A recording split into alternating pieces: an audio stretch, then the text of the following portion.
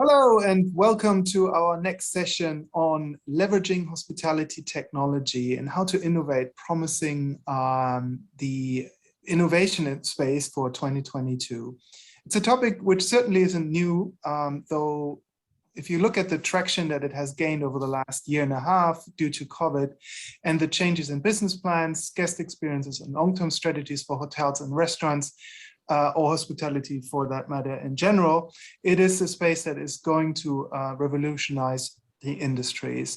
If you are to believe the investments also and the innovation space, you are to assume that there's a strong return in business in 2022 and beyond. Our roundtable today is to discuss how operators can best take advantage of those technologies on the road to recovery, managing risks, opportunities, and as markets are to reopen, we focus in particular on the experience economy, what clients are to expect for 2022. We're looking at from high-tech to low-tech innovation, must-have and nice-to-haves for the industry.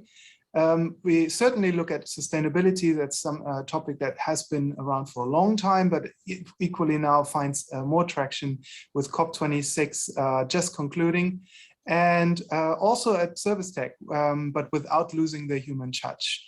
Here to discuss these themes and more, we welcome three distinguished speakers in Mei-Ann Lim, who's the director of the Fair Tech Institute and executive director of the Asia Cloud Computing Association.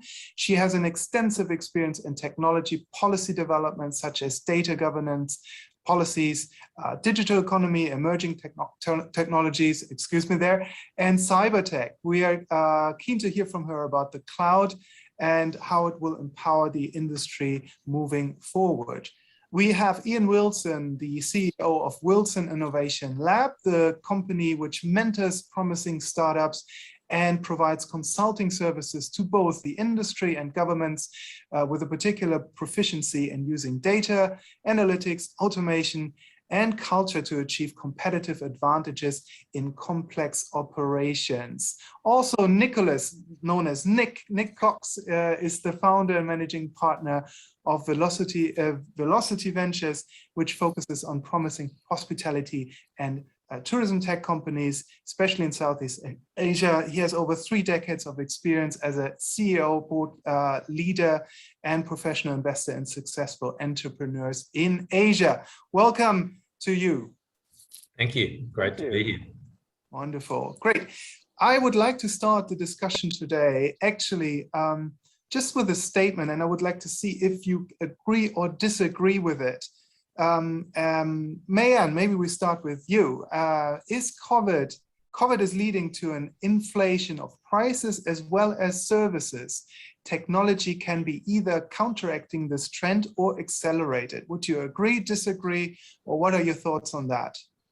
I don't know whether technology can be accused of accelerating some of the vestiges of COVID-19, but certainly it's certainly to help alleviate some of the pain points. I think that a lot of the travel, for example, is being assisted with the new technologies that we have, just trying to make it a little bit easier. I'm not saying that we've totally worked out the kinks of, for example, vaccination certificates just yet, and proving to people in the hotels that you are truly in the same family, for example, if you're looking at some of the restrictions that we have in Singapore. But definitely we are seeing a lot of some of the pain points being smoothed over and by technology, and some of the more innovative companies and the more entrepreneurial companies pivoting very quickly to see if they can assist. I think that we're seeing a lot of robotics, a lot of remote transactions, a lot of, I think we spoke about the metaverse when we discussed. I think that that's something which I think a lot of the viewers, listeners will also be very interested in. So if you're watching this and you've got questions, I think that we have a chat box open. So please drop your questions into the chat so that we can have more of an interactive session with you. Absolutely. And also the polls. Thanks for reminding me on that. Ian, you have a clear view on inflation of prices and services. What's your view on that? Oh, I think that technology will be essential. The problem that we're seeing around the world right now is that there's incredible labor scarcity everywhere from Asia to Europe to North America. And digitalization, the benefit, if there has been a benefit from COVID, is it's accelerated digitalization. And that then has unlocked opportunities to do more with less. I think success will go to those that can embrace it faster and learn faster and adapt faster. And that hasn't always been hospitality's strong point. But I think that those who are bold and move quickly will see great benefits because they'll be able to provide more service for less cost to their customers. Right. Nicholas, you obviously have an interest in innovation for sure. So what is your interest here and your view on the inflation of prices and services as technology moves into hospitality? There's no doubt that COVID has had an inflationary effect, but I think the thing that's driven that are the barriers that have been put in place as a result of COVID to deal with the disease. And they're all artificial. They're all barriers that have been created by governments to restrict travel and restrict people movement and goods movement. And these are artificial barriers, which as they get removed over time, over the next few years, I think that will allow the wheels of commerce to resume largely in the way they were pre-COVID. And I think the inflationary effect that we're seeing at the moment is temporary because of those barriers being artificial. Right. And actually, I just want to stay with you on that point as well. Looking at Rebound and technology and streamlining operations, I mean, technology has played a big role in back of house operations for many years now, and it's moving now in the front of house since a while and innovating. Increases efficiencies, delivers better services, ensures safe environments, etc. In your view, what are some technologies that can help hospitality operators moving quicker out of COVID currently and moving into the future? What are some concrete examples here? Yeah, well, I think the examples that you mentioned are particularly relevant, and Ian touched on labour shortages, and I think you know, when you think about the effect that COVID's had, where a lot of people have left the industry, and so that entire skill set has moved away from the industry, and a lot of the workers in the travel and hospitality industry are migrant workers. They come from villages in Thailand into Bangkok and work, and they've all gone back. So there's been a movement of a vast number of people out of the industry. So to Ian's point about labour shortages, I think there's a lot of tools there. But you know, the things we're talking about are all on the cost side. And if you're a travel and hospitality operator, cost management at the moment is not the key issue. Revenue is the issue, and it's rebuilding revenue. And so I think the first of the technology tools that we'll start to see get implemented post-COVID are revenue enhancement, yield management, distribution. People in this industry are looking for dollars, and then the cost-saving stuff will come after that as revenues build. Right, and moving to Ian here, I mean, you've been implementing lots of technologies over the years in different hotels and F&B outlets. So, and I think the revenue saving technology is in particular very, very important and very important at the moment, but it's very expensive for, let's say, an independent or smaller operator to maybe invest in it, isn't it? Or is it mostly that large scale operators can have the advantage here?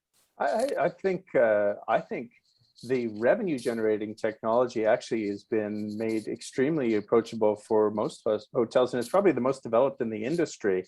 You have the large distribution platforms, whether you're working with a brand or whether you've got your own brand online website, whether you're working with an OTA to distribute your product through those, or even Airbnb now, but also very affordable revenue management tools that will allow you to take advantage of that from the smallest in, and kind of outsourcing that service to up to kind of an ideas platform in bigger hotels. The technology continues to increase hand over fist. I think in terms of the meeting space, while that may be a bit slower to recover, there's some amazing companies like Global Sign-In working out of Singapore that are going to allow you to do virtual and hybrid events and unlock a lot of value. And actually, I think the whole model for meetings may change as we go forward, because you used to have, say, 2,000 or 5,000 delegates, but now with kind of a hybrid model, you could have 20,000 or 50,000 delegates, and you could actually run it over a longer period of time, or you could hold truly a global conference occurring at 3 different places simultaneously. And so the sun would never set on your conference, and that really does unlock the ability to drive revenue. And I think even in the food and beverage space, the ability to market more effectively, the tools for loyalty and to drive that, and targeted marketing through, your social media platforms, and then to digitalize every element of your operation to allow you to continuously improve. Those are all, this is not, kind of gee whiz, wouldn't that be cool? This is all available to people today. So, on the operations front, I'm a big believer in analytics, and I think our organization or our industry has been very slow to do that. And there's arguments as to why that has occurred, but there's emerging technologies like Leader, which I think are going to really democratize that and make it available at a very affordable price, and allow you to leapfrog over the traditional data lake type infrastructures. And then automation is just exploding. So I'm not saying that you want to be served by a robot, but everything out of sight of the customer, there's a huge amount of low value work that can be automated, whether that's just moving stuff from point A to point B, whether that's vacuuming or scrubbing floors, or if you get more advanced, it's kitchens are being rapidly automated now. So increased consistency and what you're delivering. And if you look at companies like Sanctuary AI, which is just emerging, just come out of stealth mode in Canada, they're now looking at labor as a service. So they started with the hand, and they've got hands now that can do 90% of what a human's hand can do. And they're working with oil and gas, hospitality, hospitals, et cetera, et cetera. And it's only going to be a period of time till they are doing kind of the lower value work. So I think our industry is poised to really go through a revolution, and that's going to change the nature of the jobs as well. Higher value jobs, fascinating jobs. And then what we should be focusing in on is what are the moments of truth, and how do we add tremendous value for the customer, and what's their customer journey like, and how do we make sure that really it's very theatrical and that we never do anything to remove from that outstanding experience. And whether that's at a 5-star or a 2-star level, I think you can have an approach for each. So it's a really interesting time to be working in the business. Right. I guess the digital disruption is full blown and full swing. And in fact, big data is a topic that obviously has been around and now becomes even more prominent. And I'd like to move to Mayanne here in this respect, because I mean, according to Forbes, 90% of the world's data was generated just in the last 2 years, which is a staggering, assumption, maybe I should say.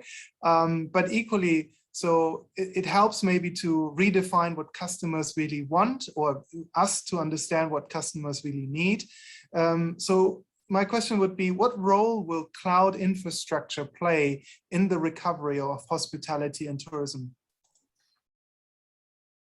Thanks for that question. I like the question about the data lakes, and I know that Ian, you mentioned that there is we're moving slightly away from that, but at the same time, I want to pick up where Nick was mentioning this idea that the revenues are the core function, the core focus of a lot of the companies right now, rather than cost savings. I think for cloud, what it does is that it empowers you to do a lot of this planning without needing to muck around with the infrastructure. Previously, if you needed to handle all of your databases, etc., you'd have to build up the whole entire thing yourself. You'd have to manage the servers, etc. Right now, in the same way that I think, Ian, you were mentioning what was it? Hands as a service or something as a service that you were mentioning? Labor as a service. Labor as a service. Automated complex labor as a service. Yeah, so I think that we've automated like labor as a service in the same way. Just chuck that whole need for managing your data onto the cloud and don't even think about it, because you really have other things to worry about, like managing revenue, like what Nick mentioned.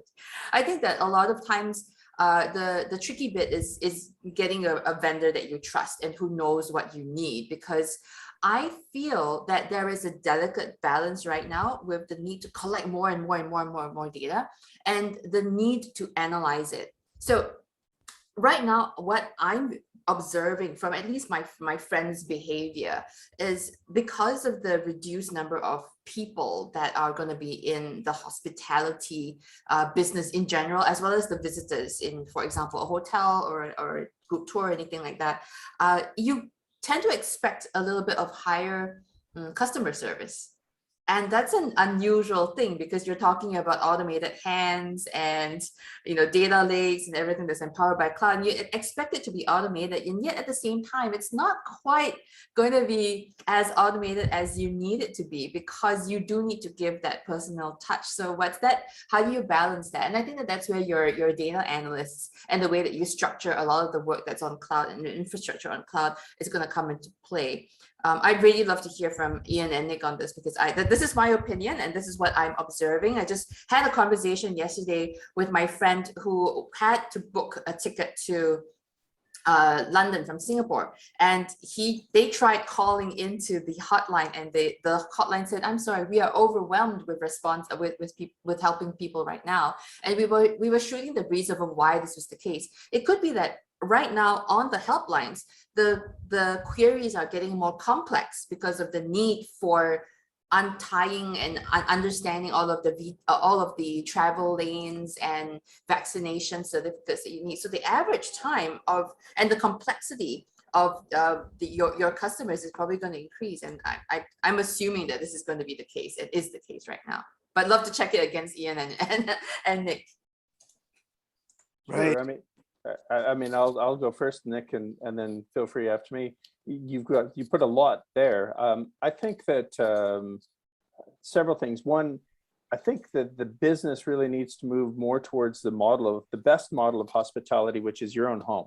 And so how do you get rid of all the friction of the front desk and the other elements? And how do you customize for every single customer? And that's, to your point, and that's the mass customization, but there's no reason you can't do that today. I know something about you as you come in. I don't need to know who you are, but I know kind of where you're from. I know why you're traveling. I know your general age, and I know what people who kind of like you have done in the past. So I should be able to make suggestions to you that actually add value. But that's just not being done. So that's a real opportunity, I think, in this space. And that comes back to how do we make every moment of truth really useful to a customer, as opposed to, I want you to line up because it's convenient to me as a business. So that, I think, is where the real analytics will come, is to really, how do I make every moment magical when I'm interacting with my customers, and how do I'll sell you more, but it's going to be stuff that's interesting to you. And if it's not, I'm going to learn very quickly and adjust.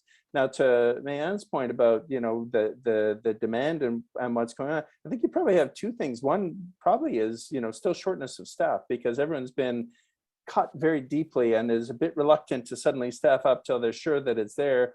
And then, yes, talk times will go through the roof. I used to run call centers, so I know this pain. And so your demand goes up and your talk time goes up, and suddenly you go down like the Titanic.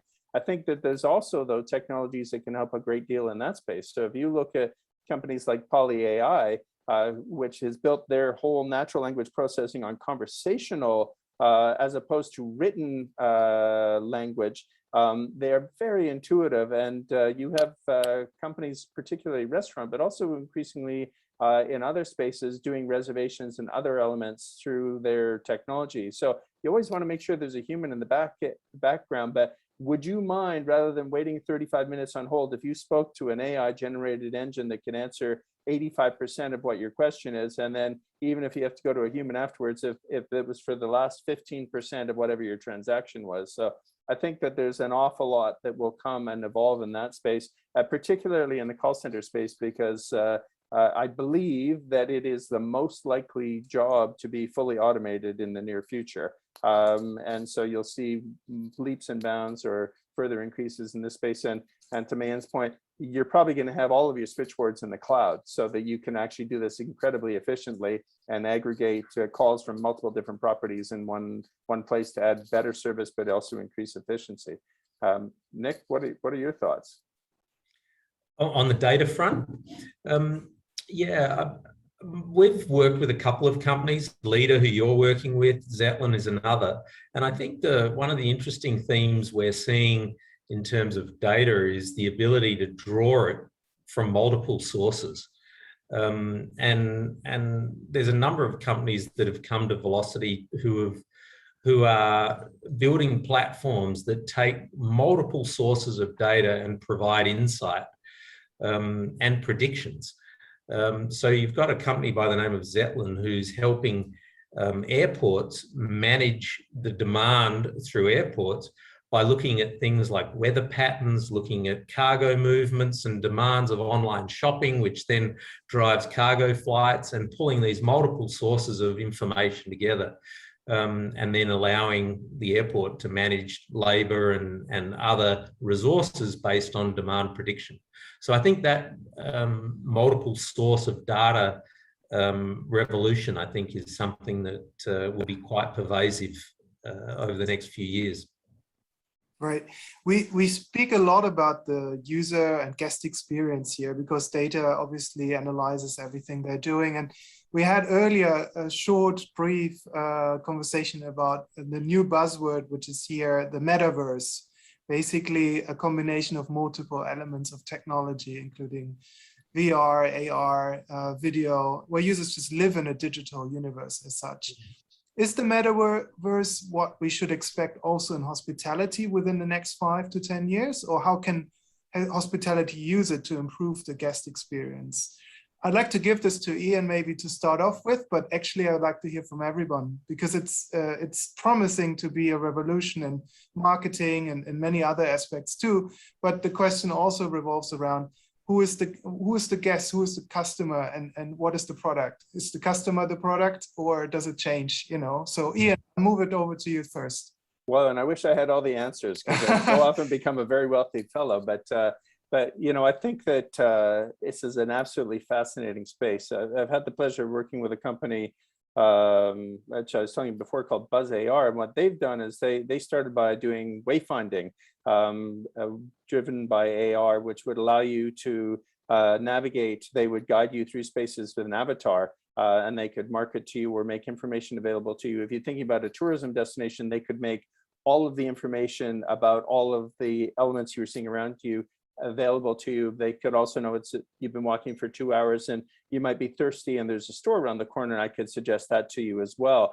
The interesting thing is, as you start to do that in the physical world, you actually can create the exact same thing in a digital world. So you could allow people to experience a destination before they actually come to the destination, and you would have similar kind of marketing opportunities. And then how do you kind of gamify this at the same point in time? So from a hospitality perspective, you know, I wonder, how could you start to test services before people ever actually do it? How do you test that room? How do you get a sense or feedback, or how long will people interact with various elements? And of course, there's some limitations to this, but a lot of things that you could actually get real traffic through it before you actually commit yourself to physically building it would be another fascinating way that the metaverse could serve the industry very well.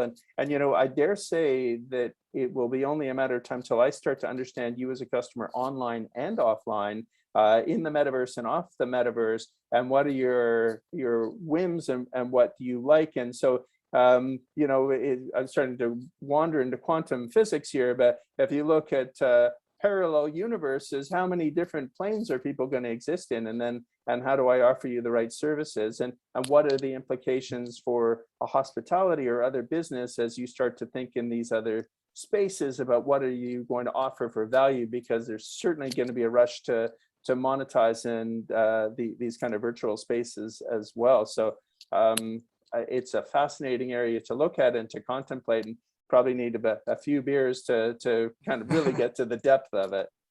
Right. Mayan, what is your view on the metaverse? Is it something that you guys actively look at the Institute as something that Cloud obviously is very interested in? It's going to be the data lake. How is that going to impact the tourism and hospitality space? I think that it's going to impact quite a lot of things. I think that the metaverse is exciting because it opens up a whole new literal universe or universes that we can start playing around with. I think we had early explorations of the space with Second Life. And I think that when COVID first hit last year, I remember a lot of the kids in my church were playing Animal Crossing. I think that there was a lot of that. And of course, there are still people playing among us. And I mean, this idea of world building, the idea of having a different space to play around with, I think it's really, really interesting.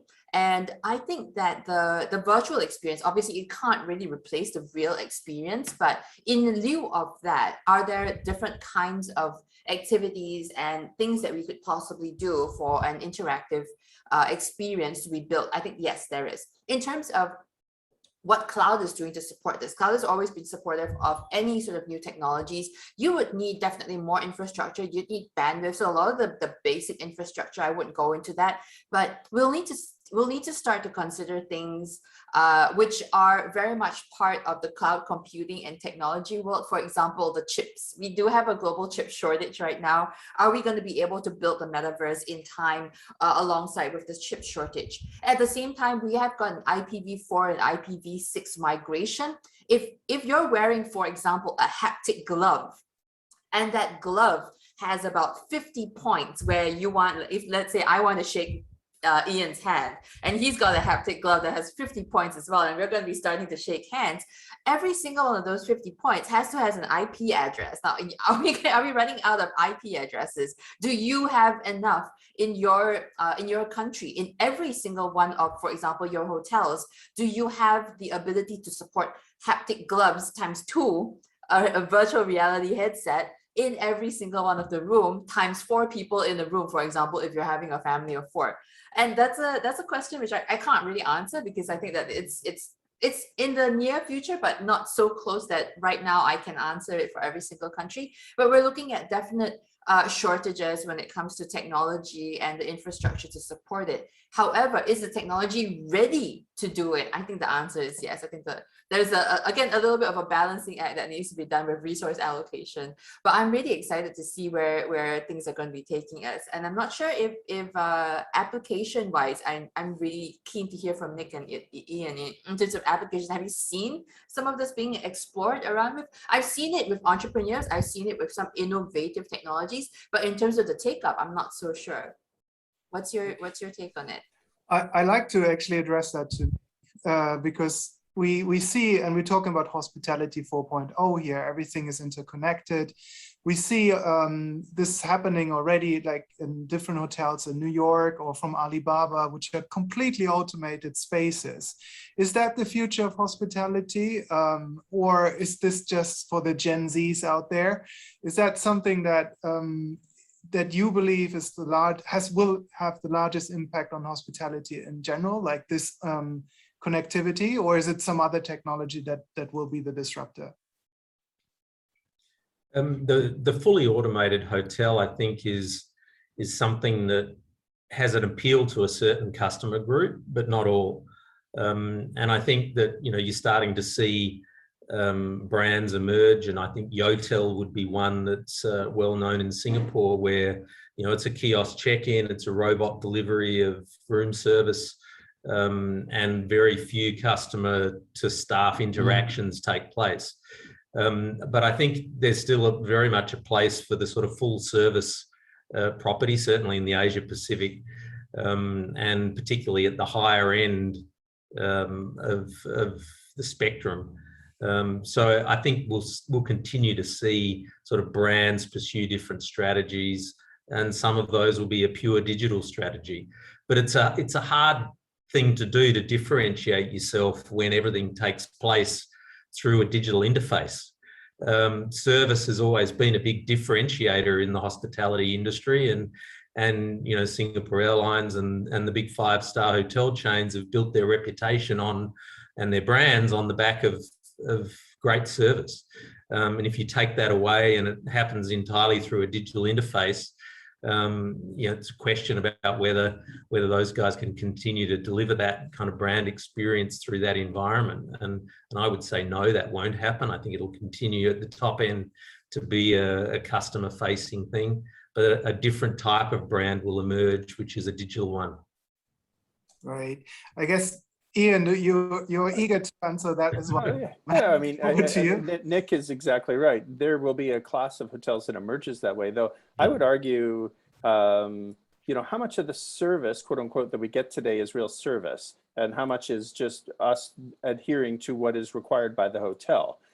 So in that kind of what would likely be a lower end brand, kind of a full digital experience, you could have an avatar that would appear anytime you want, that knows what you like, that can make the right suggestions to you at the right time, that can guide you around the city. It's always available to you. So it's your concierge in your pocket. I think that at the luxury end, though, as I said before, it becomes also, how do I get rid of the low value work? How do I concentrate on those really special moments? And it becomes very theatrical. So hotels will go to a logical extreme, and it will be more and more about how do I create a really special and unique and immersive customer journey for these folks, because I can do that much more. But the skill levels in the industry are going to have to really rise. And then it's going to be, how do I learn from every single transaction or interaction with a customer so I can get better every single time?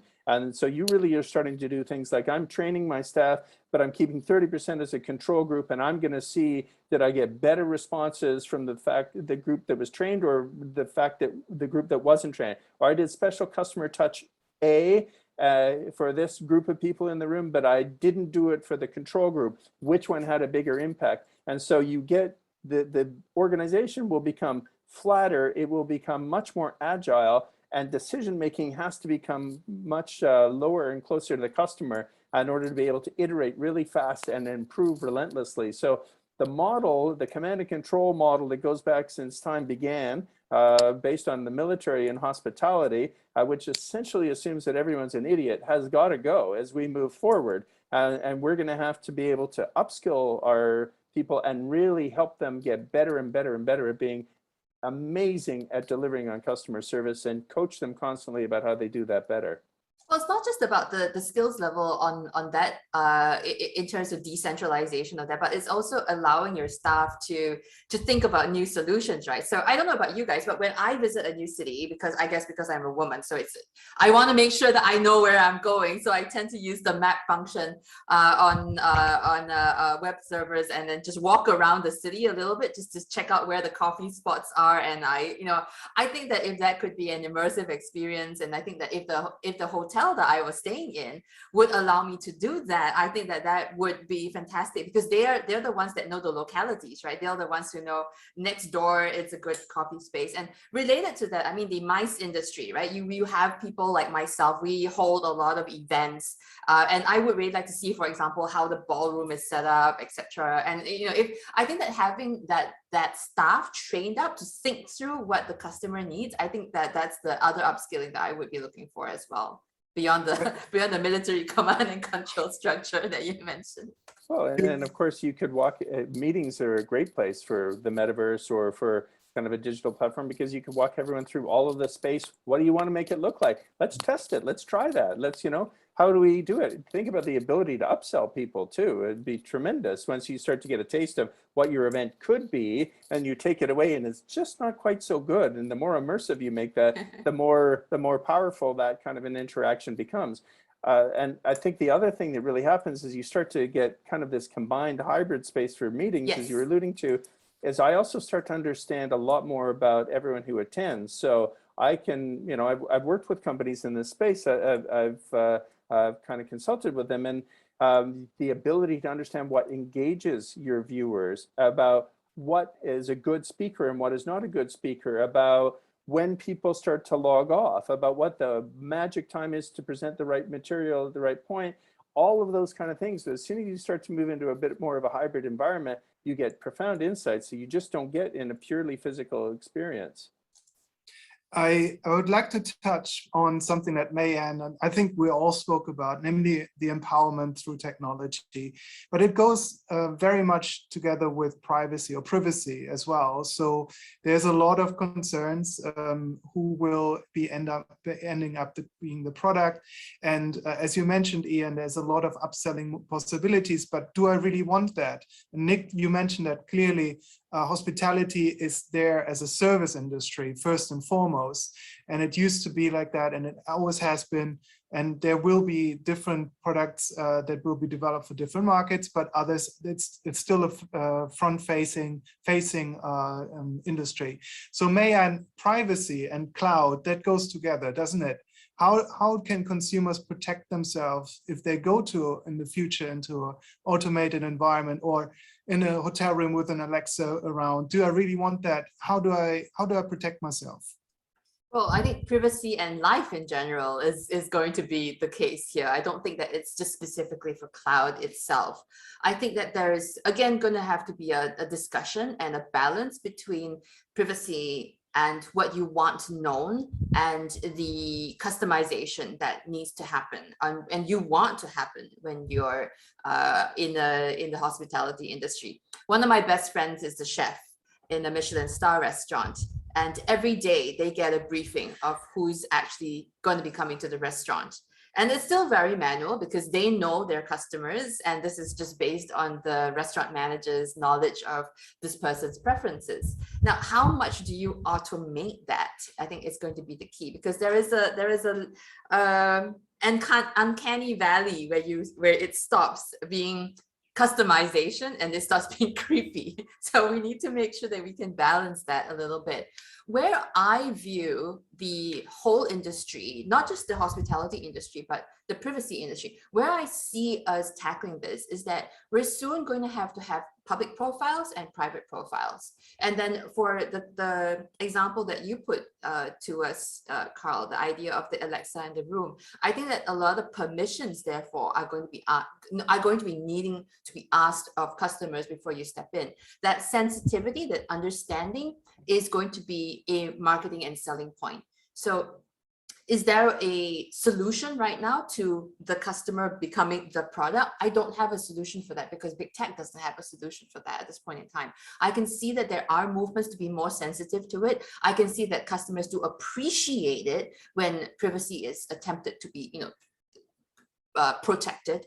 Yet at the same time, I also see the pressures that the hospitality industry is facing to make sure that the products are more customized and much more personal. So how do you balance that? I don't have the solutions right now. Again, would be turning to the practitioners here to deal with it. I can only provide a solution from the technology side, but whether or not the take up is going to happen is a slightly different matter. I see Ian has already unmuted himself. So Ian, your turn.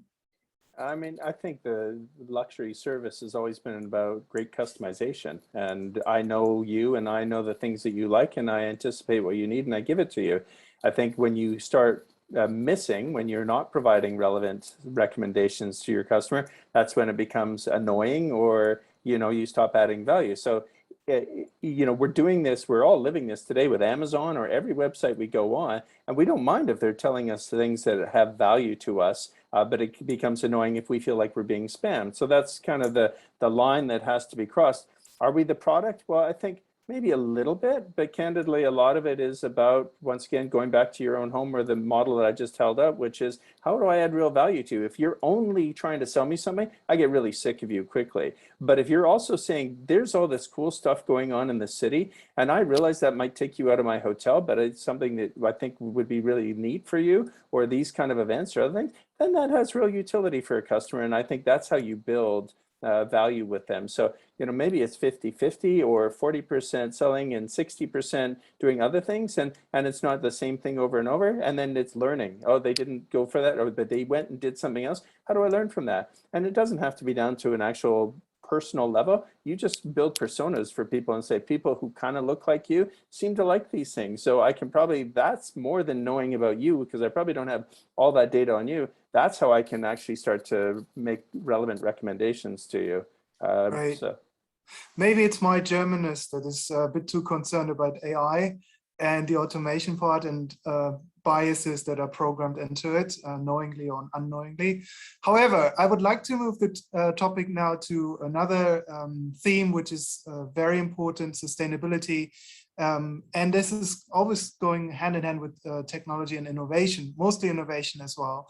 So, and Nick, I mean, for some it's a buzzword, while others it's a way of life. So what do hoteliers need to keep in mind when innovating for sustainability in their hospitality venues and moving forward? I saw that you posted something on LinkedIn not too long ago about the net zero roadmap for travel and tourism after COP26. So, and I think this conveyed very well where we headed. So what is your take on that? Yeah, well, for a venture capitalist, this is very interesting because sustainability is the problem of our lifetime. And where there's a problem, there's a commercial opportunity, and where there's a commercial opportunity, entrepreneurs go, and following them will be venture capitalists. So this is very much on our radar. And I think the thing that is interesting about the report you mentioned is that when people think sustainability in travel and hospitality, they immediately think flight. They think aeroplanes and they think emissions from aeroplanes. But if you go to that report, it's quite interesting. Aviation represents only 17% of the greenhouse gases of the entire travel and hospitality industry, which I think if you ask them out on the street, they would probably say, oh, it's more than half of the greenhouse gas emissions of the travel and hospitality industry from the airline space, but they're not. It's only 17%. It's still the biggest slice of the pie, but you've got road transport, you've got other forms of transport like rail, retail, which is a huge part of the industry, is also a big emitter, and food and beverage is a massive emitter as well. So, you know, there are many areas within the travel and hospitality space where there are problems to be solved when it comes to sustainability. And our view is that this is going to be a really fertile area for entrepreneurial activity over the next, you know, decade, 2 decades. And, you know, one of the things that we find interesting at Velocity is that there's really been very little regulatory activity in this space. You know, when you think about the regulatory activity that's been around, say, social media, for example, you know, we've had regulations proliferate the world to control what you can't say. And in Singapore, we've had POFMA and we've had other foreign interference regulations that have come out. But what regulation has there been in the space of sustainability? There's been no regulation whatsoever. So we think that there's going to be a lot more on the back of COP, and as we get out of COVID and regulators start to turn their attention and their space, their headspace to other areas that are important. And then I think regulation will drive the commercial outcomes that are needed to introduce the sustainability solutions that we hope to see in this space. Right, and I think, Ian, you know also a lot about food waste management, electricity management, all of those things that you work with in the past. So how is technology here playing its role in innovating, in making F&B outlets more sustainable, but also finding a balance with, you know, on the road to recovery? I mean, I think the biggest thing is, can you start to measure it? And can you measure your whole supply chain? That's very difficult right now. We actually just put a problem statement out with the Singapore Tourism Board for their accelerator, but how do you measure the carbon footprint of your supply chain? But even all of the elements within your building, if you can sub-meter, you can understand cause and effect. It did this, it had that kind of an impact. And then with food waste, everything from measuring the waste as it goes into the bin to using AI, companies like Eat Lab out of Thailand, to understand how much food is being left on people's plates before it leaves the dining room, so that you can understand, is my portion size too big? So am I wasting food? Is there either a problem with the dish, or am I just wasting the food? So I think if you can measure, that's a huge step forward to then being able to solve the problem. Right. I think this ties into something that we heard about this morning, the ARA roundtable. So Malaysia is about to introduce a carbon credit scheme, basically for hospitality in general. So there is a trading scheme that might really work. And if you are on the check-in counter at the hotel, you see what the daily consumption looks like. So it's something that's very visible, very direct, and you can see what the impact is of different brands, maybe even of different value propositions for your guest stay, and you see where you like to stay. We are running out of time. It's a fascinating space, and I'd like to really give everyone now the opportunity to give your last thoughts on how to leverage technology in hospitality and find the right balance. And maybe I go around the table here, the virtual one that is, with Mayanne. What is your takeaway from leveraging tech in hospitality, moving into a rebound economy with endemic realities? Well, I think that definitely is a pent-up demand for travel and entertainment and movement around the world. I think that there are definitely new technologies that can be leveraged. I don't see any big changes in the way that people are going to consume. I do think that there are going to be different types of services, however, that are going to be coming up. And that's where I'm looking at the industry for interesting and new innovative ideas. So thank you very much for having me on in this panel. Maybe Ian, you want to go next on predictions? Sure. I mean, what COVID has set in motion is the rapid digitalization of many elements of the business. If you digitalize things, then you can measure them. So I think the foundation of really rapid improvement is being able to measure what you're doing. So that would be number one, because if you do that, you can start to understand cause and effect. What's the 20% that drives 80% of your results? And how do I then rapidly improve in that context? Second thing is, how do you automate low value work? So this is, how do I deal with the staffing crisis along with kind of the measurement piece in order to allow my staff to be freed up to focus on high value interactions and providing value for the customer. Because at the end of the day, the company that can provide more value for the best price is going to be the company that's successful. So the customer experience actually should only just get better as we go forward. It shouldn't feel weird or creepy or anything else, but at the back end, how we are actually doing things has to fundamentally change. And the companies that get going first will have a sustainable competitive advantage, because in the world of data and this kind of learning, it's really hard to just catch up. It takes time to build those muscles and those processes and that competence, and you can't just kind of wing it or pay a consultant and get there overnight. And Nick, last famous words on tech, leveraging tech in hospitality. Yeah, well, I think Ian's talked and Mayanne talked about some of the interesting areas that where tech can play a role. The way I see it is that with COVID, all of the traditional players in this space have been put back to the start line. And this is an incredible opportunity for entrepreneurs to take these sorts of ideas that we've been talking about today and put them into action. So that's where I see, the opportunity in COVID, and is all of this stuff's going to happen, but the incumbents are back at the start line. And what a great chance for an entrepreneur to get started in this space and take one of these ideas and make it happen. Wonderful. I would like to thank all of you for the fantastic insights, and I'm also asking our viewers today to send in their questions for the Q&A, which is going to commence soon. So thank you so much. We'll be back shortly.